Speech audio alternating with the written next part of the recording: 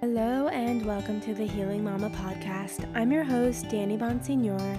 As a certified positive discipline parent educator and mom myself, I want to help equip you with the necessary guidance and tools to strengthen your relationship with your child through discipline that nurtures. I hope to help encourage you to view parenting and the challenges that come with it through a different lens that can help foster loving, respectful, and joyful relationships with those you love most. I'm so glad you're here. Hello, and welcome back to the Healing Mama podcast. I am so glad that you are here, and I just want to say, first off, thank you for patience. Thank you for the patience as I had a last-minute decision to take some time off from the podcasting world, and I definitely think I will do this every year. So, thank you for your patience, and it feels so good to be back. Last time we met, I was pregnant, but now I am super pregnant, and so you will notice I'm a little bit short of breath. In a few days, it'll be baby month, so I'll be in my last month of pregnancy. I don't know what I'm having. For those of you who have kind of followed along, maybe you've been here through my miscarriage that I had last year, the year before. I thank you for following along with us, but yes, so I don't know what I'm having. It's going to be a surprise. My husband and I are so excited. We are having our first home birth, and yes, we're just so excited. It's going to be so good. All of the things, and so I can't wait to just kind of see what comes up, what we talk about with adding a new baby to our family. And my daughter will be 4, 2 weeks before my guest date. So I wanted to share something totally random before we get into it today, but I am someone who, gonna be honest, didn't always wash my fruits and veggies, right? In my mind, if I bought organic, it didn't need to be washed. And if you are looking for a clean way to wash your veggies and your fruits, I had a sweet friend who was over here. I used to just do, when I would wash them, I would put my fruits and veggies in a bowl. I would stir the baking soda in the water, and I would add my fruit. I would add whatever I was trying to clean, and that's all I would do. And I had a sweet friend who was washing fruits and vegetables at my house, and she informed me that you do the baking soda with the water first, and after you were to add your fruits, then you add a little bit of vinegar. And I believe it had to be like 5% or something. And listen, I didn't even know, I had never actually looked at the bottle of vinegar to know the different percentages. But yeah, and so when it fizzes, then you know it's working, and you let it sit for 10 to 15 minutes. And just the way the water looks after, I definitely should do some kind of cleanse for my daughter, because I fed her so much unwashed fruit throughout her almost 4 years, because in my mind it was organic. And it's just kind of one of those things where you feel like you know so much, and then we're always learning. We always have so much more to learn. So I just wanted to share that with you guys in case that is helpful for you. But let's get into it, because I'm so excited to be back and to talk about what we're going to talk about today. I want to talk about respect. Biblically speaking, you should respect your parents, right? The Bible says that you are to honor your father and mother, and for good reason. But I think how we teach our children to honor and respect us plays a big role in our relationship with them. So many of us were taught and are even caught up in teaching this to our children, this idea that just because we are the parent, that we deserve their respect. And it doesn't matter how we talk to them. It doesn't matter what it's about. They need to respect us, and the way we go about this and the forceful nature that we can adapt in teaching our kids to respect us can just create tension and rebellion, and it can not lead to great things down the road.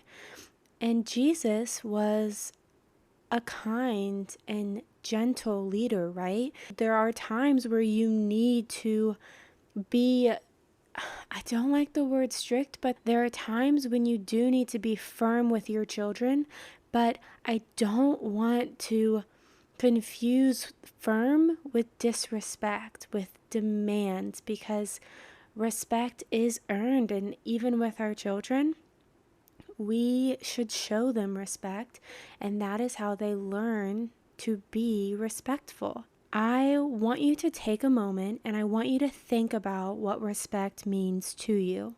What does it look like when your child is being respectful? Many equate respect with obedience. So if this is you, know you are not alone, but one of many. This might mean that you equate respect with cooperation. If your children are doing exactly what you say when you say it, then you might think that that is respect. Doing what you say, when you say it, not talking back or questioning you, always having a pleasant tone. If you equate respect with obedience, then you might use fear to gain obedience. And when these things do happen, when your child is not obedient, and notice I said when and not if, because it is very likely that your child will do most of the things I just mentioned, if not all of them at some point in time, right? Your child is human, they're going to sin, but what do you do about it? So that's my question for you. What is your response? How are you going to react to your child while they are learning what respect looks like? Your response might be some form of punishment. Many of us have been taught that you can teach obedience through punishment, shame, rewards, manipulation, and consequences of your choosing. And because you think a respectful child is an obedient child, this makes sense. But children learn to be respectful by being respected. And punishment in general is disrespectful. When you are disrespecting your child through punishment, you might think that because they have learned to be obedient through fear, that they respect you. But fear and respect are not the same thing. So I want you to take a moment and I want you to think about what happens when they are not young children anymore. What happens when they no longer live under your roof and now you want to have this close and beautiful relationship with your child, but now they have this freedom they've not had ever. They no longer have to do what you say. They don't have to tell you things about their life, and you are no longer able to use fear to gain their cooperation. I don't tell you this to scare you. I tell you this to really think about what you want your future relationship with your child to look like. Because right now, in this season of life when your children are home with you, you are laying that foundation. And sometimes we can lose sight of the end goal, sight of what we want that relationship to really be when we are tired, when we are stressed, and when we really just don't know any better. So think for a moment about a time in your childhood, or maybe even recently, when an adult humiliated you or did anything that made you feel small, powerless, or worthless. And try and put yourself in that moment and remember how you felt. And then I want you to think about what positives came from this or what negatives came from this. And I want you to really think if this is something that you want to continue with your own family, or if you're willing to start a new path, to learn a new way. It is in these moments that we are subconsciously storing beliefs that will later be what motivates our behavior.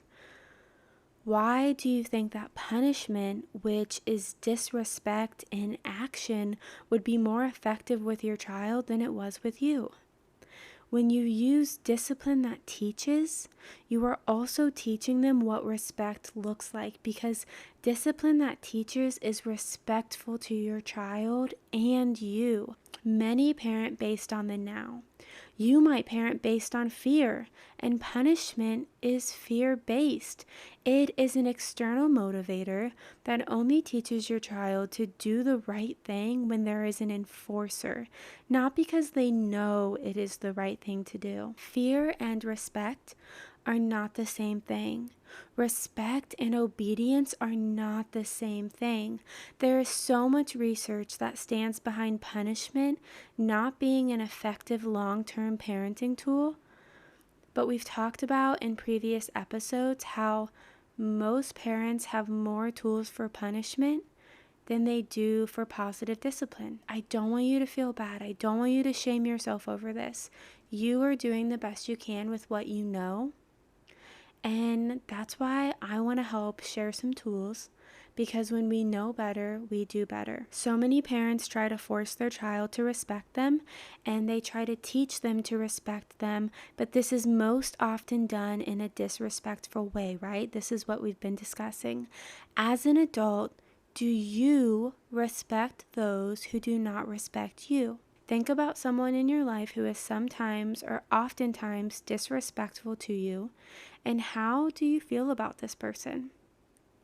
I love so many things about positive discipline, but something I really love is that it is built on mutual respect. Many understand the concept of mutual respect and the importance of equality until it comes to children. Many lack the understanding behind the idea of their child being an equal.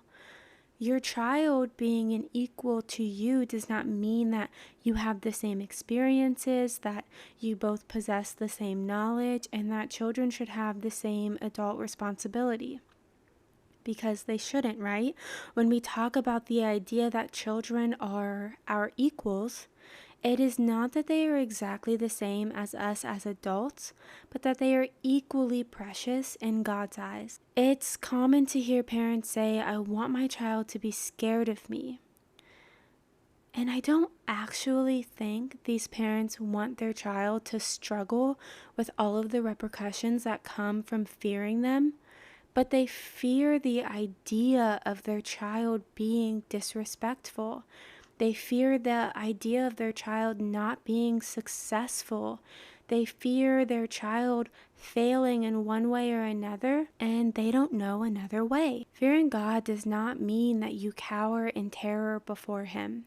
It does not mean that God is a stern and unhearing judge.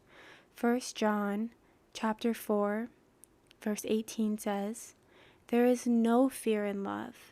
But perfect love drives out fear, because fear has to do with punishment."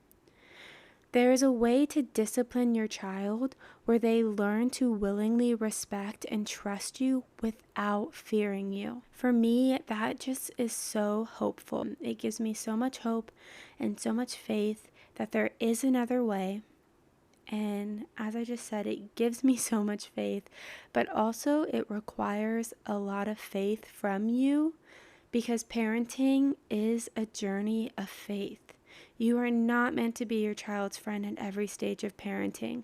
You do have to make choices that will be difficult, but when these choices are made out of love and in love and out of respect for your child, then you can have faith that it will work out, that they will turn into the happy, respectful, capable, loving, and kind members of society that you want them to be. While children do not and should not have the same privileges and responsibilities as we do as adults, it doesn't mean we belittle them. It doesn't mean we shame them, because they still have as much worth and value to God as adults. Luke chapter 18 verse 16 says, "Let the little children come to me, and do not hinder them, for the kingdom of God belongs to such as these." So instead of thinking, how can I discipline my child? Let's try and reframe our way of thinking to, instead of how can I punish my child, how can I teach my child? At the end of the day, you want your child to respect you. And in order for your child to want to respect you, you should first respect them. Instead of looking for ways to punish your child, let's look for ways to encourage your child. We talked about how punishment is disrespectful, and I've discussed in previous episodes how permissiveness, which is letting your child do whatever they want, is also disrespectful. As a parent, when you are using harsh punishment, this is usually being driven by fear. You react out of fear, and we discussed some of the things you might be fearful of deep down that is driving you to match what you see as your child being disrespectful with your own adult form of disrespect. And this continues on throughout their childhood, though it does look differently depending on your child's age. I do want to mention also that teaching your child to respect all adults can put them in unsafe circumstances. And if their parent, who they're born loving, does not teach them what it looks like to be respected, then how will they know how to stand up to other adults who are not safe? How will they know to stand up to adults who are disrespectful? And how will they know how to stand up to predators? Have you ever felt uncomfortable or had trouble standing up to a boss, a coworker, peers, or strangers because you have been taught to fear the idea of being disrespectful? You fear the feeling of being shamed or wrong because you have been taught to feel this way, and you have been taught to avoid situations that might cause these feelings. We discussed a little bit in episode 22 how, as individuals, we all have our own power. And we have to teach our children how to use their power in positive ways. So every time they display a negative use of their power, try seeing this as an opportunity to teach, to discipline them in love, and in doing so, you are teaching them how to respect you, how to respect themselves, and the needs of the situation. So I do want to talk about some real life situations and how you might handle them in a respectful manner. I want to give you some tools, so let's get into this, because many children will talk back at some point. They will have a nasty tone, and I know this can be triggering for many parents. So let's talk about why your child might be talking back and how you can handle it. Children, especially preteens and teenagers, will test their power, right? We all remember being a teenager. They could be talking back because they feel they are being treated disrespectfully, if they are constantly being given orders and demands, and they are retaliating in the only way they feel they can. They are feeling unheard. Children may talk back to get a reaction out of you. Sometimes they are needing your attention, and even if your attention is negative, they feel it is the only way they can meet this need. So I want to say that again, because even if your attention is negative, if your child is in need of your attention, they will not care if it is positive or negative. And depending on their age, they don't even know the difference. They just know that mom or dad is paying attention to me. It could also be that they have not been shown how to communicate respectfully. Children are not born knowing how to communicate. So if you find that you don't like how your child speaks to you, notice when you yourself might be speaking that way. And it may not even be to them, but it may be to others that they witness. If you find yourself in a situation where you feel like your child is talking back, try pausing and taking a deep breath. And then as calmly and respectfully as you can, you could say, I'm so sorry if I have ever spoken to you that way. I do not want to hurt you or have you hurt me. How about we start over? We must be able to control ourselves before we can expect our children to control themselves. If taking a deep breath isn't enough, you can try counting to 10. This isn't going to magically make your triggering emotions disappear, but it may help you to remember that your reaction is a muscle memory that you are trying to retrain. That extra breath or 10 seconds can be the difference between reacting and responding, both of which your child is learning. Remember, our children will learn to respond in a respectful manner when they see you responding in a respectful manner. And you might have to be patient if your child has already learned one way, because it will take time, it will take retraining of their brains, as well as yours, to know it is safe to expect this new reaction. And also, our children are learning. And so giving them grace in the moments that they don't react well, because as I just said, they are learning, is also really powerful. And it teaches them to give themselves grace when they might mess up later in life, because it will happen. Choose to see the back talk as a sign that something is amiss, and notice where you have been turning issues into power struggles. Really notice when you are arguing back with your child instead of finding solutions. Instead of focusing on the disrespect, focus on how your child is feeling. You could say something like, "You are clearly upset right now. I feel upset when you talk that way. Why don't we take some time to both calm down, and we can later talk when we both feel better? I want to hear what you are upset about."